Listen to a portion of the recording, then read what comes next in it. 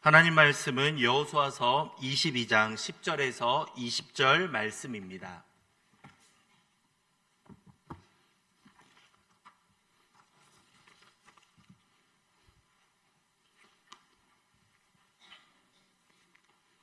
여호수아서 22장 10절에서 20절 말씀 함께 교독하겠습니다. 르우벤 자손과 문하세 반 지파가 가나안 땅 요단 언덕가에 이르자 거기서 요단가에 제단을 쌓았는데 보기에 큰 제단이었더라. 이스라엘 자손이 들은즉 이르기를 르우벤 자손과 갓 자손과 문하세 반 지파가 가나안 땅의 맨 앞쪽 요단 언덕가 이스라엘 자손에게 속한 쪽에 제단을 쌓았다 하는지라. 이스라엘 자손이 이를 듣자 곧 이스라엘 자손의 온 회중이 실로에 모여서 그들과 싸우려 가려 하니라. 제사장 엘라살의 아들 비느하스를 보내어 르우벤 자손과 갓 자손과 문하세 반을 보게 하되 이스라엘 각 지파에서 한 지도자씩 10 지도자들을 그와 함께 하게 하니 그들은 각기 그들의 조상들의 가문의 수령으로서 이스라엘 중에서 천부장들이라. 르우벤 자손과 지파에게 나아가서 그들에게 말하여 이르되 여호와의 온 회중이 말하기를 너희가 어찌하여 이스라엘 하나님께 범죄하여 오늘 여호와를 따르는 데에서 돌아서서 너희를 위하여 제단을 쌓아 너희가 오늘 여호와께 거역하고자 하느냐.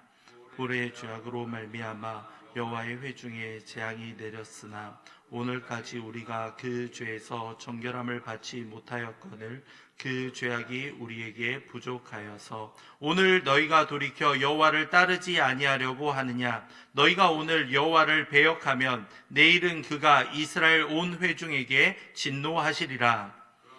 너희의 소유지가 만일 깨끗하지 아니하거든 여호와의 성막이 있는 여호와의 소유지로 건너와 우리 중에 소유주를 나누어 가질 것이라. 오직 우리 하나님 여호와의 제단 외에 다른 제단을 쌓음으로 여호와를 거역하지 말며 우리에게도 거역하지 말라. 세라의 아들 아간이 온전히 바친 물건에 대하여 범죄함으로 이스라엘 온 회중에 진노가 임하지 아니하였느냐. 그의 죄악으로 멸망한 자가 그 한 사람만이 아니었느니라 하니라. 아멘. 오늘 말씀을 통해서 요단가에 제단을 쌓다라는 제목을 함께 말씀을 나누려고 합니다. 지난주에 말씀을 통해서 우리가 알 수 있었던 것은 무엇입니까? 동쪽에서 왔던 지파들이 이제 서쪽에 그 정복 전쟁을 다 마무리하고 은혜 가운데서 돌아가는 장면들을 우리가 보았었죠. 여호수아가 그들에게 축복을 하면서 여호와만을 또한 섬길 것을 다시 한번 강조했던 내용들 기억하실 겁니다. 이들이 그뿐만입니까? 그들이 또한 얻었던 여러 가지 금, 은, 여러 가지 물품들을 전쟁에서 얻은 전리품들을 다 챙겨가면서 자신의 형제들에게 나누어 주겠다라고 결단하는 모습도 우리는 보았었죠. 이를 통해서 이 기쁨을 함께 나누는 것이 얼마나 중요한가를 바라보았습니다. 참 여기까지 이야기가 마무리된다면 얼마나 좋겠습니까? 그런데 이후의 상황들을 보자면 무언가 갈등이 시작되는 것을 우리가 볼 수 있습니다. 10절 말씀을 볼까요? 르우벤 자손과 문하세 반 지파가 가나안 땅 요단 언덕가에 이르자 거기서 요단가에 제단을 쌓았는데 보기에 큰 제단이었더라. 네, 르우벤 갓 문하세 반 지파가 이제 가족들에게로 돌아가고 있습니다. 요단강을 건너면서 이들이 이제 무언가를 지었다, 쌓았다라고 말씀하고 있죠. 무엇입니까? 요단가에 제단을 쌓았다라고 말씀하고 있습니다. 요단가에 제단을 쌓았다라는 것이 과연 어떠한 의미를 가지고 있겠습니까? 이것은 서쪽에 정착해 있는 지파들이 이들을 보았을 때에는 이것은 율법을 어기는 심각한 행동이었다라고 보시면 되겠습니다. 레위기 17장 3절과 4절을 보면 이렇게 말씀합니다. 이스라엘 집의 모든 사람이 소나 어린 양이나 염소를 진영 안에서 잡든지 진영 밖에서 잡든지 먼저 회막문으로 끌고 가서 여호와의 성막 앞에서 여호와께 예물을 드리지 아니하는 자는 피 흘린 자로 여길 것이라. 그가 피를 흘렸은즉 자기 백성 중에서 끊어지리라. 회막문으로 끌고 가서 여호와의 성막 앞에서 예물을 드려야 한다라고 분명히 말씀하고 있는 겁니다. 이들은 이 실로에서 모여 있었고 그 실로에 이들이 함께 모이는 장소가 이미 결정이 되어 있는 상태였던 겁니다. 그런데 동쪽에서 왔던 지파가 갑자기 이 새로운 제단을 쌓음으로 말미암아 기존의 제단을 인정하지 않는 그런 모습을 보이고 있는 겁니다. 이들은 제단을 쌓으려는 목적은 무엇이었겠습니까? 가까운 곳이 있으니까 이곳에서도 하나님을 우리가 찾을 수 있지 않겠는가라는 쉬운 생각으로 접근했을지도 모릅니다. 하지만 이 일이 앞으로 일어나게 될 파급력이 얼마나 큰지 이들은 깊이 생각하지 않았던 겁니다. 그로 인하여서 여러 가지 이후에 보시면 이제 전쟁이 발발할 정도로 심각한 상황이었다는 겁니다. 자, 하루 전까지는 함께 이 가나안 땅을 정복하기 위한 동료들이었습니다. 그런데 이 제단 하나가 쌓아짐으로 말미암아 이들이 서로 전쟁을 벌이게 되는 심각한 상태로 이를 정도로 이러한 쉽지 않은 상황이 지금 펼쳐지고 있는 겁니다. 서쪽에 모여있던 이 지파들이 보기에는 이것이 바로 율법을 어기는 하나님의 명령을 거역하는 심각한 행동으로 해석했기 때문입니다. 율법은 분명 번제나 제물을 장막에서만 할 수 있다라고 분명히 말씀하고 있기 때문이죠. 실로가 아닌 어떻게 보면 길갈 쪽에 제단을 쌓고 요단강가에서 그렇게 자기들만의 장소를 만든다라는 것은 아마도 이 여호와 하나님의 사랑을 아니면 여호와 하나님의 그 공의함을 나누려는 악한 의도로밖에 해석할 수 없는 상황이었다는 겁니다. 제단을 쌓는다는 것은 그곳에서 제물을 드리겠다, 여호와를 만나겠다라는 의도가 담겨 있기 때문입니다. 이것이 바로 하나님의 계명을 전면적으로 부인하는 행위로 간주할 수 있었다라고 이렇게 보시면 되겠습니다. 만약 그들이 그런 의도에서 길갈에 제단을 쌓지 않았다라면 그것은 과연 무엇이었겠습니까? 여호와를 자기들이 만나기 위해서 또 제단을 쌓은 것이 아니라며 더 심각한 것은 우상 숭배를 위해서 쌓았다라고도 볼 수 있는 겁니다. 어느 쪽으로 보든지 이렇게 제단을 쌓는 행동은 결코 가볍게 볼 수 없는 행동이었다라고 보시면 되겠습니다. 11절입니다. 한 번 더 볼까요? 이스라엘 자손이 들은즉 이르기를 르우벤 자손과 갓 자손과 므낫세 반 지파가 가나안 땅의 맨 앞쪽 요단 언덕가 이스라엘 자손에게 속한 쪽에 제단을 쌓았다 하는지라. 이 결과 12절은 뭐라고 말씀합니까? 이스라엘 자손이 이를 듣자 곧 이스라엘 자손의 온 회중이 실로에 모여서 그들과 싸우러 가려 하니라. 심각한 종교적인 도발로 보고 이들을 전쟁을 일으키려는 모습들을 보게 됩니다. 이스라엘이 전체가 모였다라고 하고 있는데 당연히 여기에는 르우벤과 갓, 므낫세 반 지파는 빠져 있는 것이죠. 이 9개 반 지파가 이제 함께 결집하여서 모든 이스라엘 아들들이 모였다라고 지금 언급하고 있는 겁니다. 이제 이 온 이스라엘이 하나님의 뜻을 온전히 수행해가는 이스라엘들이 함께 우리가 하나가 되어 정체성을 가지고 저들은 하나님을 거역하는 무리다라고 지금 판단하고 전쟁을 일으키려는 급박한 상황이 지금 펼쳐지고 있는 겁니다.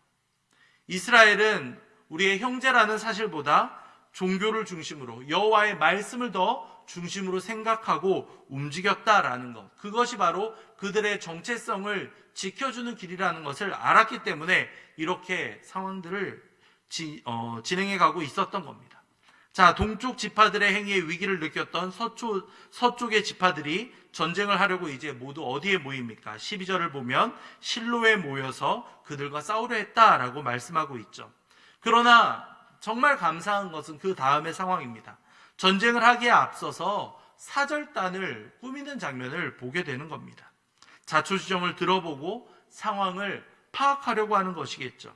그래서 비느하스 제사장과 각 지파의 대표 한 명씩을 뽑아서 이제 동쪽으로 보내는 장면이 기록되어 있는 겁니다. 14절을 볼까요? 함께 읽겠습니다. 14절입니다. 이스라엘 각 지파에서 한 지도자씩 10 지도자들을 그와 함께하게 하니 그들은 각기 그들의 조상들의 가문의 수령으로서 이스라엘 중에서 천부장들이다. 아멘. 10지파에서 이제 천부장들을 9지파 반이죠, 정확히는 이 10명을 꼽아서 이제 이들에게 보내면서 자초지종을 묻고자 했던 겁니다. 여기에 대표로는 13절에 나오는 것처럼 누구를 꼽습니까? 엘르아살의 아들 비느하스 제사장을 선택하고 그리고 그를 보좌하는 10명과 함께 이제 동쪽 지파가 과연 어떠한 생각을 가졌는가 묻기 위해서 사절단으로 떠나가고 있는 겁니다. 이들은 과거 뼈아팠던 죄악의 반역 사건들을 언급하면서 그들의 상황들을 정확하게 설명해 가고 있습니다. 반역의 역사였죠. 부올에서 있었던 사건과 그리고 여리고에서 있었던 아간의 사건을 이야기하면서 이들이 정말 하나님을 믿고 따르는 것이 얼마나 중요한가를 일깨워주고 있습니다. 부올에서는 어떠한 상황이 있었습니까? 17절을 볼까요? 한 번 더 읽겠습니다. 17절입니다. 부올의 죄악으로 말미암아 여호와의 회중에 재앙이 내렸으나 오늘까지 우리가 그 죄에서 정결함을 받지 못하였거늘 그 죄악이 우리에게 부족하여서. 아멘. 이 사건은 모압 여인들과 이 모압의 신에게 절하면서 부올에서 끔찍한 상황들이 펼쳐졌다라는 것을 알 수 있습니다. 모압에서 왔던 여인들과 이 성적인 관계를 맺으면서 이 일로 인하여서 결국에는 24,000명이 죽는 결과를 초래하고 맙니다. 후에 나온 아간 사건은 우리가 잘 알고 있지 않습니까? 한 사람의 죄로 인하여서 이스라엘이 패배하는 결과를 초래하고 맙니다. 아무런 이유 없이 백성들이 희생당하는 일들이 펼쳐졌던 것이죠. 한 사람의 죄가 민족 전체에 영향을 끼쳤던 상황들을 설명하고 있는 겁니다. 이 두 사건의 핵심은 무엇이겠습니까?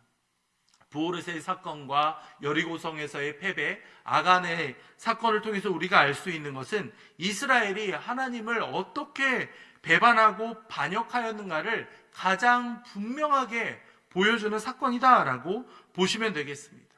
하나님의 말씀을 거역하면 결국에 온 이스라엘에게 어떠한 벌이 임할 수 있는가를 이들이 일깨워주고 있었던 겁니다. 그래서 이 서쪽 지파들은 이들이 제단을 쌓는 일이 얼마나 이 과거에 있었던 부올에서의 죄악과 그리고 아간의 죄악을 버금가는 심각한 죄악이다라는 것을 일깨워주고 있었던 겁니다. 서쪽 지파들은 자신들이 생각할 수 있는 가장 심각한 범죄 두 가지를 이야기하면서 동쪽 지파들의 잘못을 일깨워주고 있었던 겁니다. 자, 여기에서 우리는 이들이 가지고 있는 지혜를 발견하게 됩니다. 자, 그들의 의도가 분명히 보았을 때 율법적으로 죄악이고 전쟁을 일으켜서 그들을 다 진멸하더라도 아무런 문제가 없는 상황입니다. 그런데 이들이 영적으로 무지하여 혹시라도 깨닫지 못하고 자신들의 잘못을 일깨워주지 못하는 이들이 있을까봐 이들은 과거의 이야기들을 하면서 그들의 잘못을 일깨워주고 있었던 겁니다. 이러한 논리에 따라서 이 한 곳에서만 그 제물을 드리라는 하나님의 명령과 우상에게 절하지 말라는 율법을 바탕으로 이들에게 나아가고 있었던 겁니다. 자, 우리는 과연 형제들의 실수를 바라볼 때 어떻게 반응합니까? 아, 저 사람 언젠가는 저렇게 실수할 줄 알았지. 이 서쪽 지파들의 입장에서 보면 어떻게 보면 신세를 진 사람들 아니겠습니까? 그들이 도와줌으로 말미암아 이 서쪽 지역을 다 이렇게 점령할 수 있었기 때문에 고마운 마음과 또 어떻게 보면 마음 한편으로는 시기하는 마음이 있었을지도 모르겠죠. 그러한 상황에서 딱 기다렸다는 듯이 율법을 어겼으니까 너희들이 진멸당한다 하더라도 아무런 항변을 할 수 없어. 곧바로 이렇게 딱 무력을 통해서 공의를 세울 수도 있었겠죠. 하지만 그들은 이들의 잘못을 깨우칠 수 있도록 과거의 사건들을 이야기하면서 그들의 잘못을 알려주고 있었습니다. 여기가 바로 중요한 지점이라는 겁니다. 네, 누군가의 잘못, 누군가의 실수를 바라볼 때 우리는 과연 그것을 얼마나 여유롭게 그리고 넓은 마음으로 품어주고 있습니까? 저 사람이 언젠가는 이러한 생각이나 아니면 여기에 법으로 이렇게 되어 있으니까 저 사람은 반드시 이러한 형벌을 받아야 되며 이러한 치리를 받아야 되며 이러한 생각을 하면서 그 형제를 바라본다면 그것은 결코 하나님 아버지의 마음이 아니라는 겁니다. 형제의 실수를 바라보며 마치 나의 잘못, 나의 실수로 여기면서 그들을 품어주는 것이 바로 공동체의 진정한 모습이라는 겁니다. 부올에서 이스라엘이 저지른 죄에 과감하게 대처하여 사건을 마무리했던 것이 비느하스였기 때문에 이 비느하스의 제사장을 데리고 와서 이렇게 일깨워주기 위한 선봉장으로 세우고 있었던 모습을 통해 이들이 얼마나 많은 생각과 고민을 했는지를 알 수 있는 겁니다. 동쪽 지파들이 자신들이 살고 있던 땅이 깨끗하지 못해서 만약에 이러한 일을 저질렀다면 다시 한번 이곳으로 다시 와서 하나님의 뜻을 구하며 나아가면 되었겠죠. 어떠한 상황이든지 제단을 쌓는 것은 결코 용납할 수 없는 행동이었다라고 보시면 되겠습니다. 여러 가지 상황들을 통해서 우리는 새롭게 정착하는 이들이 가질 수 있는 교만한 마음과 이기적인 생각이 얼마나 위기감을 초래했는가를 우리는 만나보게 됩니다. 그렇기 때문에 20절 말씀이 이를 말해주고 있습니다. 세라의 아들 아간이 온전히 바친 물건에 대하여 범죄함으로 이스라엘 온 회중의 진노가 임하지 아니하였느냐. 그의 죄악으로 멸망한 자가 그 한 사람만이 아니었느니라 하니라. 누군가 한 사람이 죄를 지으면 저 사람만 없어지면 되고 저 사람만 벌을 내리면 끝난다 우리는 생각할 수 있는데 그 한 사람의 잘못이 그 공동체에 영향을 끼칠 수 있다라는 것을 우리는 알아야만 한다는 겁니다. 그래서 만약에 그 허물을 덮어주고 용서할 수 있다면 스스로 깨달을 수 있도록 이끌어주는 것이 바로 공동체가 존재하고 있는 목적이다라는 것을 우리는 분명히 알게 됩니다. 우리는 우리 자신의 죄에 대해서는 굉장히 여유롭게 받아들일 때가 있습니다. 굉장히 무난하게 생각하면서 뭐 그럴 수도 있지. 그런데 다른 사람에게는 높은 기준을 가질 때가 있죠. 물론 반대인 경우도 있습니다.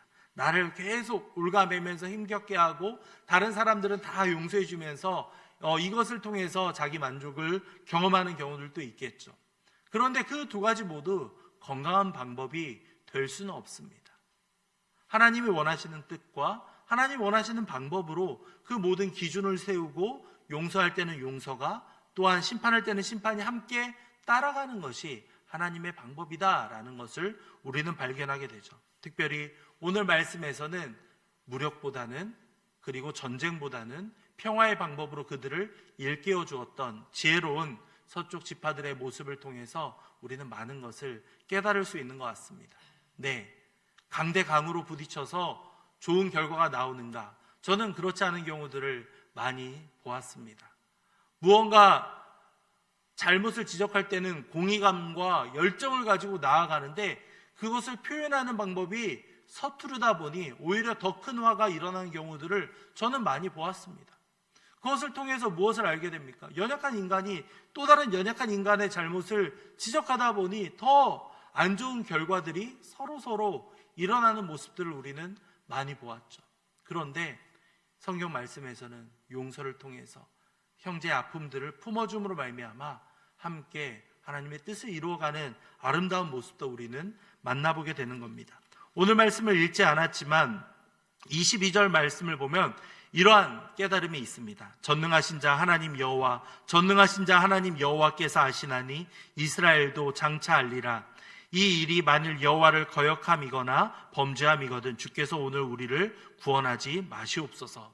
이들이 이제 깨달은 이후에 이러한 고백을 하는 겁니다. 우리는 그러한 의도가 아닙니다. 우리는 그러한 일을 반복하지 않겠습니다. 쌓는 것을 돌이켜 하나님의 뜻을 거역하지 않겠습니다 라면서 평화로운 방법으로 일이 마무리되는 것을 우리는 보게 됩니다. 네, 우리 주변에도 살아가다 보면 때로는 실수하는 사람들을 만나볼 수 있습니다.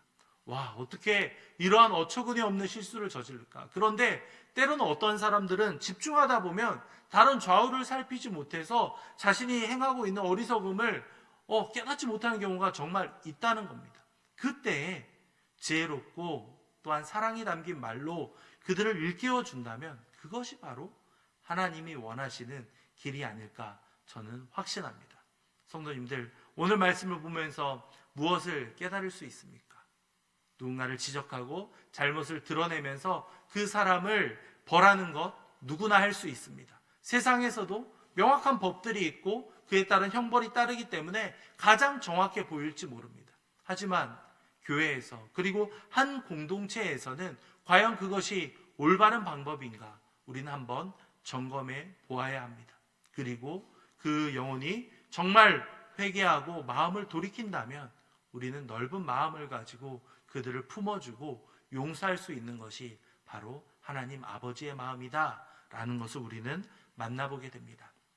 이 시간 말씀을 생각하며 함께 기도해 볼까요? 주님, 혹시라도 우리가 너무나도 높은 잣대를 가지고 누군가를 판단하거나 정죄했다면 주님, 우리의 연약함을 먼저 깨닫게 하시고 속히 하나님의 그 넓은 마음으로 그들을 품어주고 용서할 수 있도록 인도해 주시옵소서.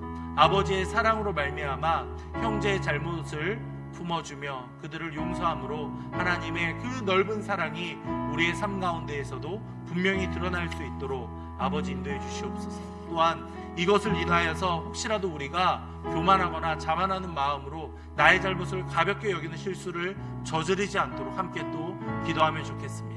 하나님이 정해주신 그 규칙과 법도가 있다라는 사실을 깨달으며 때로는 그것을 우리 자신에게는 엄격하게 적용하여서 온전히 하나님의 뜻을 구하며 나아갈 수 있도록 아버지 인도해 주시옵소서. 함께 기도하면 좋겠습니다. 이어서 함께 기도할 때에는 이웃초청 사랑잔치를 위해서 함께 기도해 주시기 바랍니다. 지난 주일 2차 작정이 있었고 돌아오는 주일에는 3차 작정이 있습니다.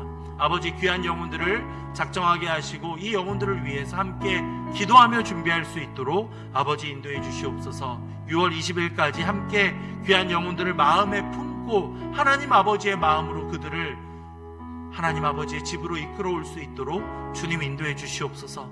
그 사람은 이래서 안 되고 저 사람은 저래서 안 되고 우리의 연약한 눈으로 바라보는 것이 아니라 하나님 아버지의 눈으로 그들을 바라보며 작정해 갈 수 있도록 아버지 인도하시옵소서. 함께 기도하도록 하겠습니다. 이어서 함께 기도할 때 이번 주 토요일에 있을 초등부와 유아유치부 그림 글짓기 대회를 위해서도 함께 기도해 주시기 바랍니다. 인천노회 그림 글짓기 대회가 인천대공원에서 있습니다. 아버지여, 이 오가는 교통편과 안전을 지켜 보호하여 주시며 우리의 다음 세대가 함께 하나님의 은혜를 경험하며 자신이 받은 달란트를 잘 발휘하고 돌아올 수 있도록 아버지 이끌어 주시옵소서. 함께 기도하도록 하겠습니다. 마지막으로 우리 담임 목사님 위해 기도할까요? 우리 목사님 날마다 강건하게 붙잡아 주시며 성령 충만함을 더하여 주사 모든 사역을 능히 감당할 수 있도록 우리 목사님 인도해 주시고 붙잡아 주시옵소서. 함께 기도하신 이후에 각자 가지고 오신 기도 제목으로 기도하도록 하겠습니다. 기도하겠습니다. 사랑과 자비가 넘치